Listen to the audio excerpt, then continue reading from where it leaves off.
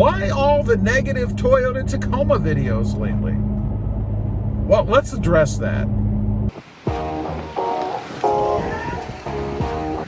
Well, good morning, everybody. How are you this morning? Pretty good here. So I've had a couple people ask, why all the negative Toyota Tacoma videos lately, Rob? Well, first of all, let me tell you, I don't see the videos as negative, right? I mean, I'm not getting on here and saying, the Toyota Tacoma's horrible. You should never buy one. It's a crappy truck. Don't buy the Toyota Tacoma. You'll be unhappy with it. I don't do those kind of videos. What I'm doing is giving you my impressions on the Toyota Tacoma, my experiences with it, right? I'm just giving you what I see as I drive this thing around. It's not my daily driver, but it's split in half with my other truck as my daily driver. So I kind of wanted to just let you guys know what I experienced, and nothing is perfect with any vehicle, right?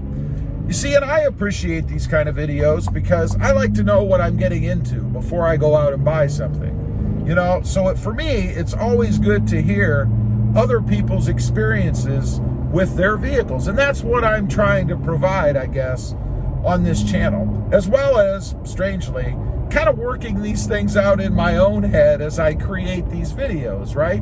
And trying to determine if I'm just being too picky, you know, because I am very, very particular when it comes to my vehicles, you know, when it comes to little chips and dings or even people parking too close to me in the parking lots.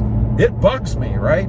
So I'm always kind of, honestly, nitpicking things a little bit because it is such an awesome truck. I love the Toyota Tacoma. You know, I keep buying them, not because I'm trying to punish myself, but because I love the truck. I think it is an awesome truck.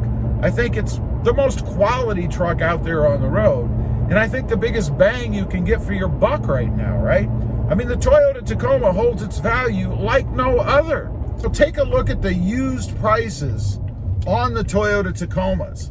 I mean, you can almost buy a brand new, at least baser level Toyota Tacoma for the same price that you have to pay for a late model Tacoma.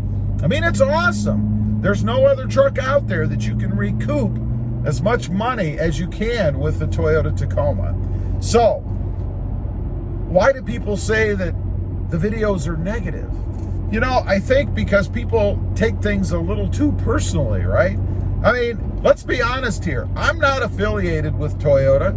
I don't have any skin in the game, if you will, other than the truck that I paid money for that I own. You know, I'm not getting a check from Toyota every month. Nobody's sending me anything or asking me to do certain videos or not certain videos. I do what I think. I try to tell you guys or give you guys my honest impressions of the truck. Now, when I say it's not personal, well, it shouldn't be personal. I mean, unless you're a shareholder or maybe you work for Toyota or, I don't know, you have some other affiliation with them, it shouldn't be personal. It's not meant to be personal, for sure. It's just my impressions of the truck.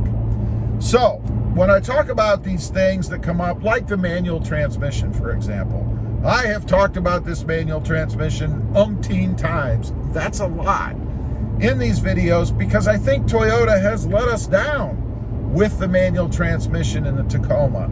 I think they've decided, probably rightly so, that the manual transmission is a dying breed, right? That it's going away.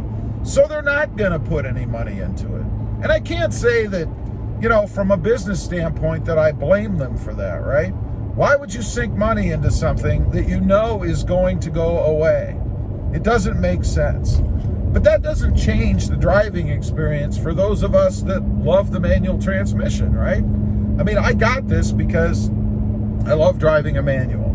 I just wish it were a little more livable, a little more exacting, I guess, a little better. You know, it is clunky. I mean, if you've been driving a manual for years and years and years, like I have, and have driven many different manuals, then I don't know how you could argue that. It's a clunky, rattly transmission. I mean, when I look down at the gear shifter, most of the time, it's almost waving back at me, right? It's bouncing around all over the place.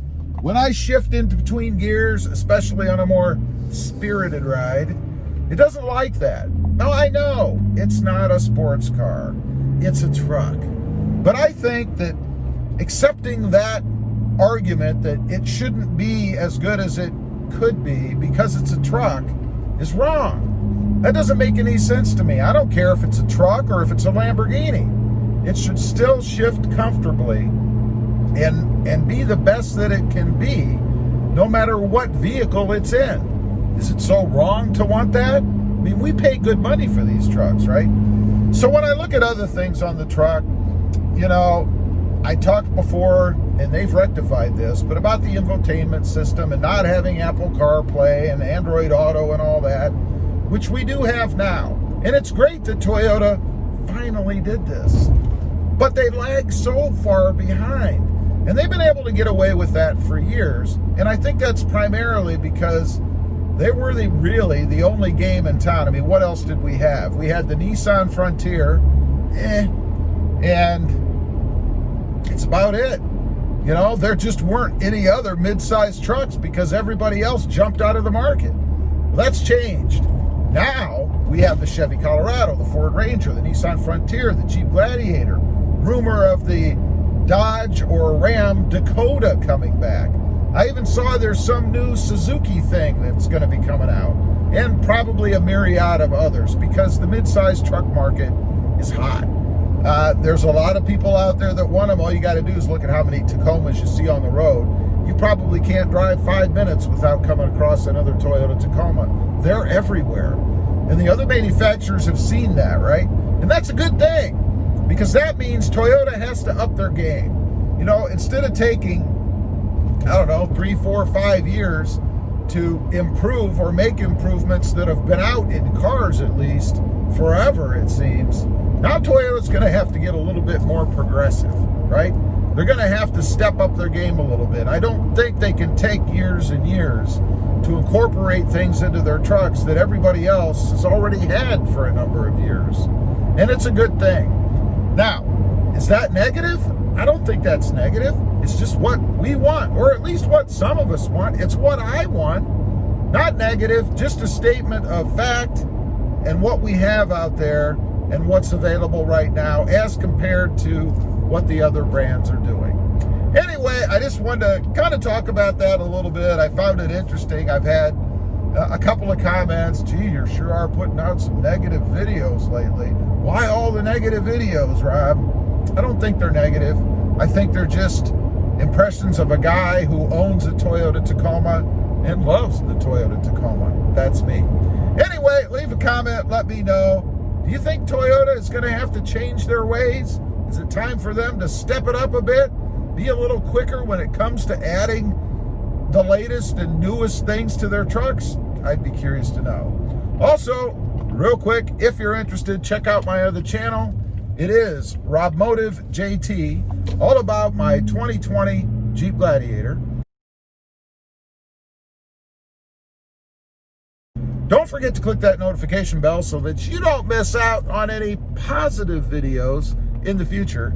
And do me a favor, smash that subscribe button on the way out. Thanks for watching. Stay positive out there. Bye.